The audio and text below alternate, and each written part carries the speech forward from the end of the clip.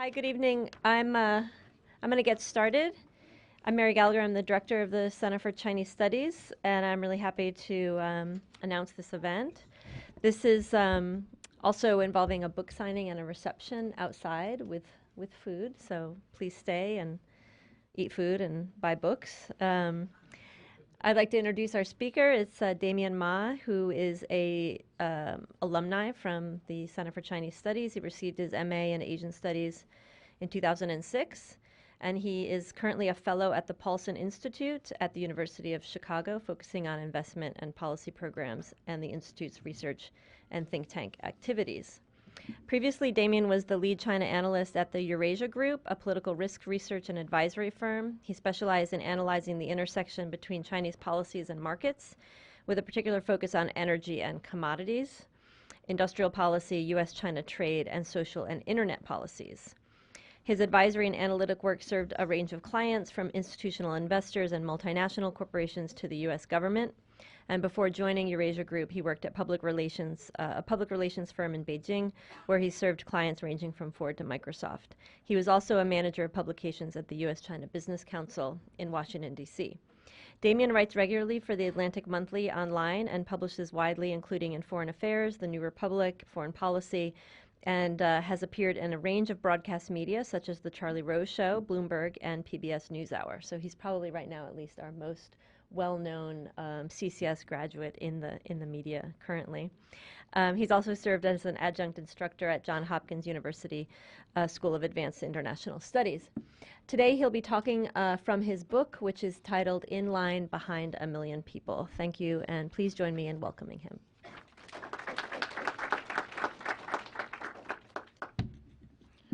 Thank you, Mary, for that great introduction, and I am very delighted to be here always to come back to the University of Michigan after a bit of an absence. The thing about this is that it's always a little bit daunting to come back to where you went to school, so hopefully I won't embarrass my old professor, Mary, and I hope I won't embarrass this fine institution. And I hope you came not just for the food, but also to listen to what hopefully will be a fairly interesting talk about this book, but also it's a way to think about I think some of the urgent contemporary challenges facing China. Before I begin, though, I just wanted to give a little bit of background about why we wrote this book and why we picked scarcity as a theme. I think it's important for people who may not have read the book yet to kind of understand where we're coming from. For the last 7 or 8 years, I've been working mostly in the nonprofit and private sectors and advising a lot of private sector clients as well as the U.S. government. And if you can think back to 2000, 2001, or even further back, China has really been predominantly a growth story. That was the defining narrative about China. I like to say that if China were a stock and you could invest in China, say back in 1979 when reform and opening up started, your stock would have appreciated tremendously, and that would have been a huge one-way bet on Chinese growth. And day to day out, I was a participant in that because most clients, most people in the private sector, even in the U.S. government, really cared about Chinese growth, whether it was going to be able to maintain 8%, whether it was going to be 9, 10, what have you, and I think the Chinese government didn't really help matters because they themselves were very they had a GDP fetish, and they really emphasized growth rates, targets, and so on. So again, this has happened for 35 years, but especially in the last 10 or 15 years, I would argue, growth has really become the predominant narrative in thinking about China, in thinking about China's rise or China's potential collapse. And this leads to a corollary point. Because of this growth emphasis and obsession, it's really led to what I would say a cottage industry of China bulls versus China bears. People really going back and forth saying China's a house of cards about to collapse if you just flick it, or China was going to continue to eat our cake. It was going to inevitably rise and dominate the entire world. Books like Martin Jacques' When China Rules the World, the title says it all. Or you have on the other end, Gordon Chang's, the coming collapse of China, which, as we know, has been coming for about 13 years. So you have these vacillating accounts. A lot of it centered around whether China was going to be able to sustain its growth, whether it was going to slow down to 3-4% or 6 or 7, and so um, you know that's sort of the negative externality of constantly thinking about China as a growth story, and understandably so. China has been the biggest driver of global growth for the last since it joined the World Trade Organization in 2001. This just shows that in 1 year China added the equivalent of a Canadian GDP to its total aggregate on GDP. If you listen to a Jim O'Neill, who was formerly of Goldman Sachs, he invented the term BRICS. He recently said that he was wrong about the BRICS. China was the only one that has overperformed. Brazil, Russia, India they've all underperformed, and so China is the only one that's really considered a BRIC in that sense. And every 2 years, China adds about an India's worth of GDP to the global economy. So it's impressive. It's huge, and it's not really showing. It's not really showing that it's going to stop tremendously, but. Anyway, just to graphically demonstrate what all that growth meant, if people have been in Shanghai in 1990, this is what Pudong, which is the east side of the Huangpu River, looked like, which is mostly barren lands and so on.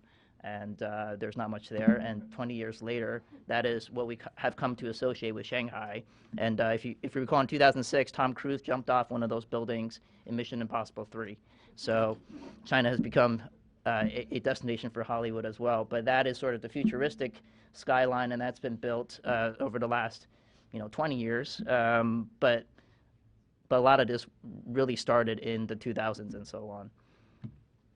Now, so then why do I not want to talk about growth? Why is the theme of our book scarcity? And how does scarcity, how do we reconcile scarcity and Ascent? That's sort of the subtitle of our book. How do we reconcile those two things? China is, despite its slowdown, China is going to probably, most likely, based on all economic projections, is probably going to be the biggest economy by 2022, if not slightly earlier. So in aggregate terms, it's going to surpass the United States around that time. And so that'll make it a $15-16 trillion economy or so on. So China is going to continue to grow. But the growth is really not the way to understand the coming challenges for China under this new government, President Xi Jinping and Premier Li Keqiang. The more we thought about it, the more we thought, growth story has really gotten away from some of the fundamental drivers of how China ticks and really understanding the contemporary challenges of China. And the more we thought about it and talking with our Chinese friends, Chinese counterparts, the idea of scarcity really struck us as a way to capture the intersecting challenges from the economic side, social side, and political side. And that's really how we divided up the book: economic scarcity, social scarcities, and political scarcities. Too often there's solely an emphasis on the economic side or solely on the political side. But I think it's important to look at China sort of in a political economic perspective and really integrate the two, because it's impossible to have had 35 years of dramatic economic transformation without having had a feedback loop into the social and political side. And a lot of these issues and challenges that's frankly going to face the new government is going to be, I think, we describe it as different sets of scarcities, and I'll explain that further. And why also pivot away from growth? Because naturally, China is slowing down, right? China has ended the era of double-digit growth. This is projections from my co-author. He works for PNC Bank. He's an economist, macroeconomist by training in his day job, and that's his projection. So China basically peaked at around 14% in 2007, and it's really gone down ever since. If you think about from 7 years from 2007 to 2014, China's GDP growth has declined by 1 percentage point per year on average. So it's experiencing secular slowdown with or without policy. It's just the end of an era of double-digit growth. Now it's in the high single digits. But 7 to 8% on a $7.3 trillion economy is still extremely impressive. So growth is not really, to us, the central defining feature of China. It's going to continue to grow in some slower form, but it's going to continue to grow. But what really matters is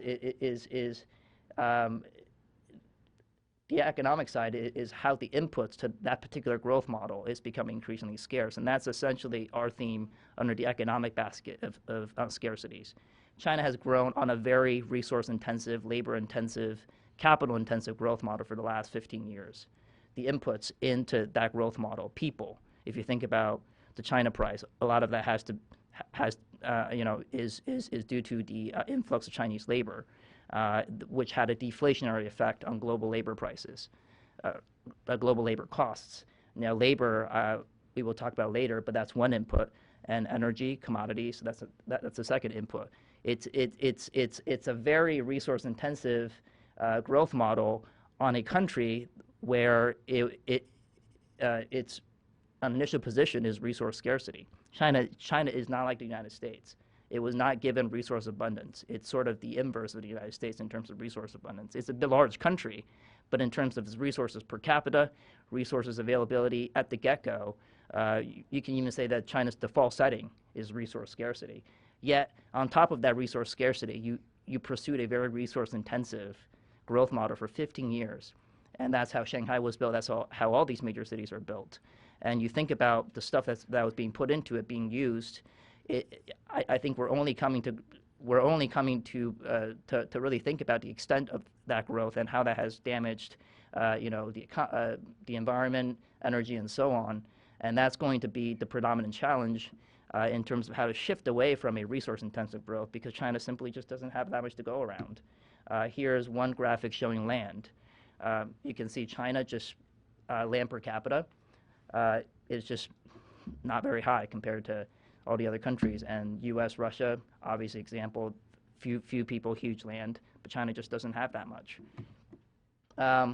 Yet, if you look at Chinese growth, again, this goes back to the growth model point. It's really hyper-industrialization, truncated in a decade or 15 years' time, where it took other countries 40 or 50 years to do. And industry by far, it's slightly older data, but it's still basically the same. Industry by far is the biggest culprit in terms of energy consumption. So a lot of what China has to do in terms of the so-called economic rebalancing is reducing the percentage of industry in terms of energy consumption. But again, if you see the comparison, it depends on how it grows, right? If China follows a U.S. model of growth, then you're going to see the energy consumption percentage shift to the residential, commercial, and transport side. That doesn't necessarily mean a less energy consumption. That just means the composition of consumption will be different. If China starts to buy more cars, which they are, if they want 2 cars per family, like the United States, then that's going to shift to transport and residential and commercial. And iron ore is a big commodity story that many investors, private sector companies followed. Australia, Canada were 2 of the biggest beneficiaries of the last year of China's commodity boom because they needed all this stuff. If you look at, the growth in iron ore, it's pretty much all China. If you were a BHP Billiton, if you were a Rio Tinto, this was a terrific story for you for the last decade. Because China didn't have iron ore, they need iron ore. China is now 46% of steel production. Steel needs iron ore. So this is a good story for some companies if you're an industrial producer, if you're a commodity producer, but that may not be as good of a story for you if China does rebalance and become a less resource-intensive economy. Same thing here, coal. It's slightly older, but new data from EIA, China is basically 50% of the world's coal consumption. So in other words, China consumes as much coal as the entire world combined right now. So China is a coal-dominated economy. Coal is king, and coal is about 70% of the economy. And that percentage is a very disturbing fact that the Chinese government is trying to reduce.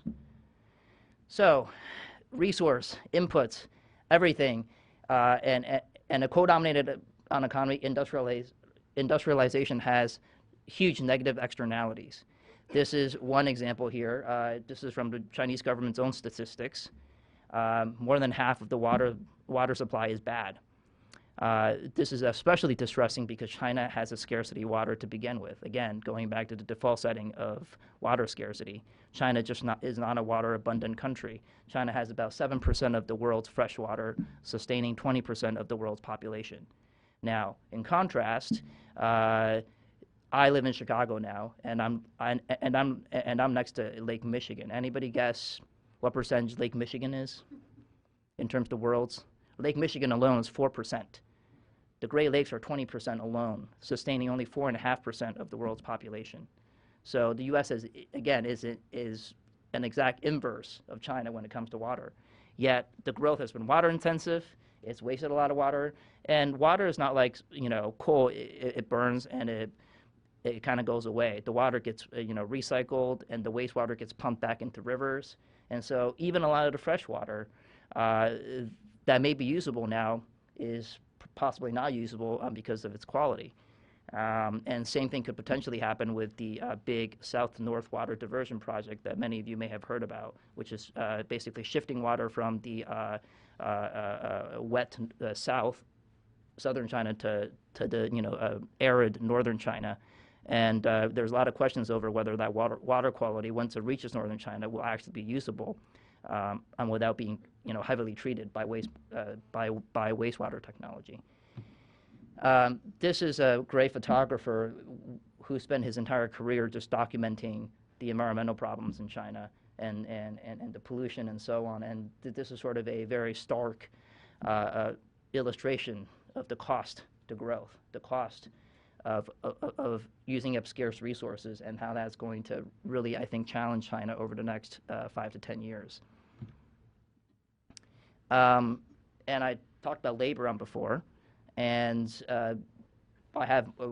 we talk about this pretty extensively in the book, but this is just one graphic to show you that China has quickly gone from a basically labor surplus country to more of a labor scarce country, and which is pretty surprising for a lot of people. I think things started to change.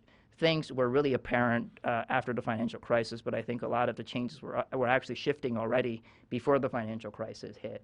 And so this just shows that if you think about 18-year-olds as the new available labor force that's going to enter the workforce, well, you're seeing a decline in terms of the number of 18-year-olds. That's related to things like the one-child policy and so on, which we can discuss later. I don't want to get too much into it, but there are some structural shifts happening in China that makes the so-called China price less sustainable, less tenable. Wages in the last few years have gone up, I think, 15 or 20% per year. So it's making China a more expensive destination to make things. It's less attractive for a lot of foreign manufacturers that looked at China as a manufacturing platform.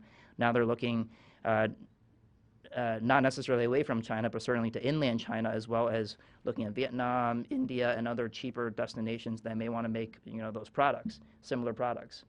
So China is losing a huge comparative advantage, and that has to do with the fact that the input that has driven a lot of this phenomenal growth is becoming increasingly scarce. So that's a challenge they're going to have to fix.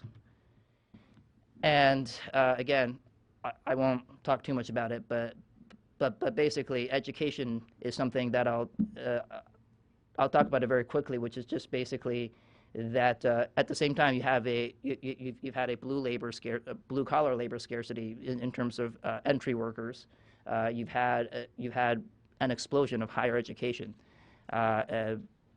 college graduates, and I think you've seen many news stories of college graduates in China just simply cannot find jobs, or they're only able to find jobs where their wages are actually lower than migrant workers now. So you're facing a scarcity of jobs at the high end, and you're facing a scarcity of labor at the lower end. So you're basically facing a double whammy, and that's going to be a very tough situation to address for China. I guess I'll just skip this, since that just shows the phenomenal growth in terms of people going into higher education. I'll only say here that the higher education, college, university conditions in China are actually somewhat similar to what's happening in the United States, where there's a huge debate now about whether there's a higher education bubble, whether it's worth it to invest in higher education. I realize I'm sitting here at a higher education institution talking about this, but I think it's out there, and there's a lot of debate about what to do about college graduates coming out of universities and colleges, and and whether they'll be able to find the right jobs that are adequate to their credentials. And China is facing a very similar thing. Just skip. Here, I just want to talk a little bit about why scarcity in education is especially important too, because of the inherent inequalities that exist that's really policy induced. And here it's one theme that we have throughout the book, which is the issue of the hukou, the residential permit, where if you're an urban resident, you're entitled to social services and education entry slots that are much easier to get than if you were born in than if you were born in rural China. So geography still really matters a lot, and I think we like to say China has a bit of an urban bias, which is that it's really favored its urban population over its rural population in terms of providing social services, healthcare, and education. And that's sort of the big theme under social scarcity that we talk about in the book. This is particularly manifest in education. And it's increasingly less just about the rural-urban divide. It's also about the urban-urban divide, where there are millions of migrant workers now who live in major Chinese cities, first tier, second tier. They don't necessarily want to leave the cities, and they aspire to the same lifestyles and opportunities that urbanites have, the urbanites who hold urban, hukou. And that policy looks increasingly unsustainable. It was implemented at a time where China was undergoing massive transfer of people from rural China to urban China. It was a way to control population movements. And it made sense because China was a majority rural country. But for the first time, I think it was in 2011, 2012, China became a majority urban country. So how do you control that population when the dynamics have really shifted in the last few years? So these policies don't really make sense, and they're really exacerbating competition over scarce resources like education slots in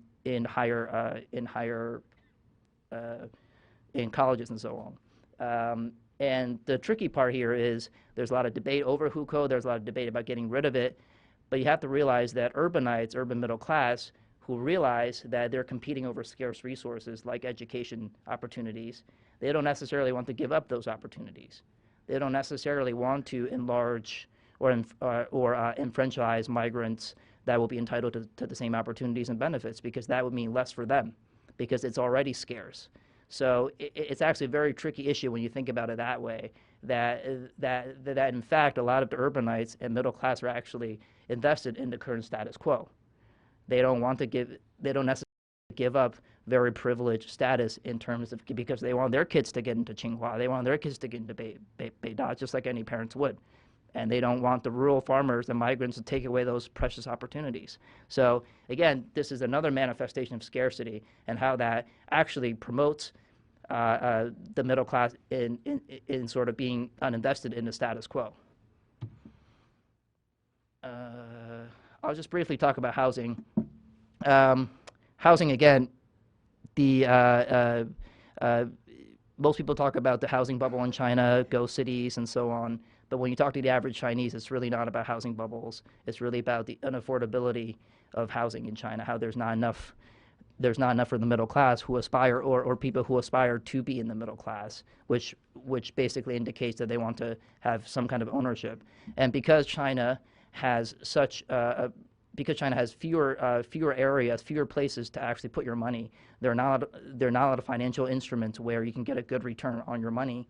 Housing is the only really tangible asset where if you put it in, you can be pretty sure that the price is going to appreciate. Housing prices continue to go up, and the government has tried to bring it down, but most of the times it kind of works for 1 year or 2 years, but then it goes back up again because everybody wants to have housing. And that's led to a lot of interesting permutations in terms of how the Chinese think about the marriage market. It's become increasingly transactional. I remember in 2004, my Chinese male friends were joking to me, that BMW actually stood for "Be My Wife." That was sort of the dowry required to get a wife. But now I think if you don't have a house, you're pretty much priced out of the marriage market. in China. So that's another thing we bring up in the book, but it's a reality that Chinese people talk about, and it's really distressing to them that housing has become not just a store of value, but also possibly your future in terms of finding love and marriage. So.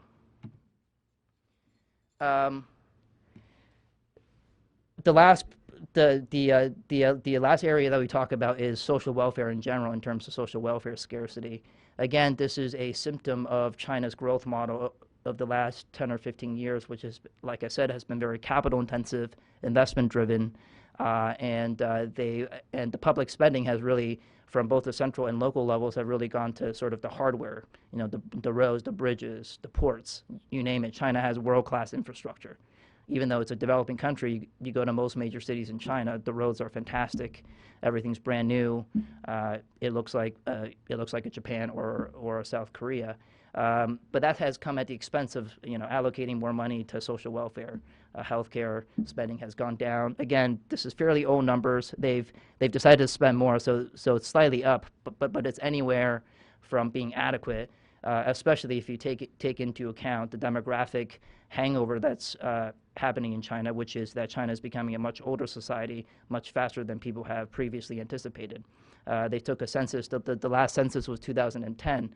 And the results from the Chinese government, they were surprised at how much faster the Chinese society was aging, even compared to 5 or 6 years ago. So you have an aging society, and you have and that of course has impacts on the labor market too. But in terms of Social Security, you're just going to have fewer people putting money into pensions and healthcare to support an increasingly older society in the next 10 or 15 years. That's going to be a problem that they're going to have to fix, and it's not going to be fixed simply by lifting the one-child policy. I think that's obviously a very good thing to do in terms of human rights and having personal choice and private matters in terms of family planning, but in terms of economic impact of alleviating some of these demographic challenges and labor challenges, is probably, in my view, too little, too late. There are just not enough people that want to have a second child now. One, because it's too expensive, and two, just there's a natural decline in fertility rates as a country becomes older, not older, but wealthier. You see that in Japan, you see that in South Korea. So, and also Taiwan. Those fertility rates are all very low, with absolutely no one-child policy ever in place. So if those are reflections of China's future, then you're looking at possibly a fairly dire situation in terms of birth rates and fertility rates. I will finish with the social scarcity part, and let's go to the last part, political scarcities. This is perhaps a little bit confusing. We really talk about three things in terms of political scarcity: ideology, values, and what we call freedoms, which is really, I think, if I can simplify it, it's really about the rising middle class and the mismatch between expectations of a post-material values-based middle class and a political system that is not used to dealing with how to deal with a rising middle class, their demands, their new values, and I think China is struggling to kind of find what it stands for domestically, and that has implications externally, because as we know, China is trying to project soft power in a way that it hasn't done before. But it seems to me it's pretty hard to convince people of attractive soft power if you're not quite sure what your country stands for, or what kind of country you want to be, or what kind of power you want to be. And I think that is something that certainly Chinese society is grappling with. And we kind of adapt a famous psychologist, Maslow's hierarchy of psychological needs, which has these 4 steps, as you can see on here. That's not exactly how we think about it, but we thought that was a simple, interesting way of adapting it to the Chinese condition. And we give it 3 different levels: national unity and political stability, growth and material prosperity, dignity and the pursuit of happiness, which we can talk about the Chinese dream a little more, but we just threw a question mark in there.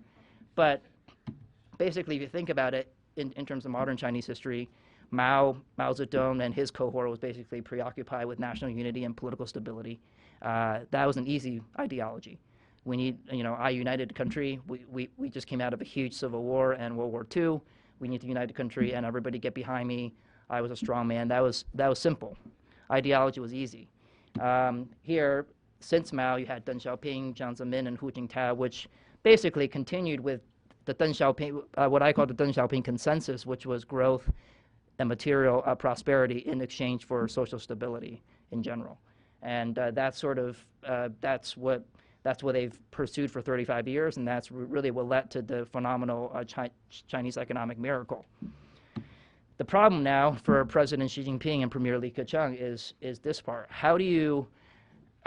It's less about growth, and again, it's less about material prosperity. It's how, when you've come into some money, you start thinking about different types of things, different type of values. You start thinking about governance. You start thinking about how I want my country to be, how my country is viewed, and what sort of binding values and ideology is really required for that to happen. And I talked to a lot of Chinese friends, and this is clearly a very present issue for them. There's a lot of debate about it. What sort of values should China use? Is it Western values? Well, if you talk to hardcore CCP folks, they'll say no. So they want to do it more the Chinese way. But what exactly is that? And I think they're really grappling with it. And I think this, to me, is just as interesting of a challenge as the economic and social scarcity parts. And it's not being helped because China is one of the few authoritarian regimes that is trying to govern itself and the country in a hyper-information age. If you think about previous sort of neo-authoritarian countries like Japan, South Korea, Taiwan, they all basically made the transition to more open, democratic societies pre-internet. We had an even more stark chart, but I think China really got the internet in 1993, 1994, and when they first got it, there were, I think, around 1,000 people that got on it. So 2012, you have about 500 million people on the internet right now, and you have about 300 million people on the Chinese version of Twitter, Weibo, which I think many people, younger folks here, perhaps use. It's a huge challenge because if you think about the Communist Party as sort of previously a monopolistic dispenser of public values, virtues, and ideology, well, that monopoly has basically eroded, in our view. There are different versions of values and ideology coming from sort of bottom up, and I think that's an interesting thing for the Communist Party because they're not really used to it, and they haven't really adjusted. How do you adapt a sort of a 21st century political system to the demands of a more fractious, fragmented 21st century Chinese society equipped with information like this? There's always ways around the Great Firewall. There are always ways to find other sources of information if you wanted to. The trick is, can they make the cost high enough that you don't want to search for other information? That's a debatable point. We can talk about that later. And of course, going back to what kind of power should China be, there's a huge debate over whether China should be a Confucian power or not. This was a statue put in front of the Great Hall of the People in Tiananmen Square at the end of Hu Jintao's term, which miraculously, secretively disappeared 2 days later, because I think people thought this was sort of contesting communist power. And if people recall their modern Chinese history, maybe Parr can talk about that. But Mao Zedong was not a fan of Confucius way back when he was going through his political campaigns. So you basically had Confucius the sage facing the portrait of Mao Zedong on Tiananmen Square, kind of who would win. And I think, judging by Xi Jinping's rhetoric, I think Mao Zedong has won this round. Before I get to the next slide, I just want to set it up a little bit because I think it really captures the themes of our book and what's really going to predominate the politics, social, and economic developments in China. It comes from a fairly unlikely source. It comes from the Chinese Central Television, which is state media, and it was broadcast to millions of people live, and it was right after the horrific high-speed rail incident a few years ago in July, where China was seen as parading around this huge vanity project with the high-speed rail, and of course it crashed because of some signal malfunctioning. But it led to, I think, a watershed moment, I think, in terms of social media and society being able to push back on against the state to get it to be more transparent, to do things that it otherwise would not have wanted to do. I actually wrote my master's thesis on sort of new media and blogs, how they could challenge public policy. Unfortunately, I wrote it before, Weibo existed, so maybe I should update it at some point. But basically, this TV anchor on CCTV provided a very, I think, a scathing analysis of what's really in the minds of the average Chinese. And it goes something like this: China's speed of growth is like its bullet trains, the envy of the world. But in pursuit of that kind of speed, it is sacrificing many other things. For example, can we drink a glass of milk without fear? Can we live in an apartment that will not collapse? Can our cities' roads not suddenly crater? Can our trains get us to our destinations safely? And if and when a major accident does happen, can we not hurry to bury the trains? Perhaps these are just individual examples, but if they can be distilled into one sentence, it is: can our citizens' happiness be anchored in a basic sense of security? China, please slow down. If you're moving too fast, you may leave the souls of your people behind. That, to me, really captured what political and social scarcities are really about in terms of challenging. And I think it reflects a new set of demands and expectations from a growing middle class and more self-conscious middle class that, it's more contentious towards the state, and they're not just buying the usual BS coming straight down from top down.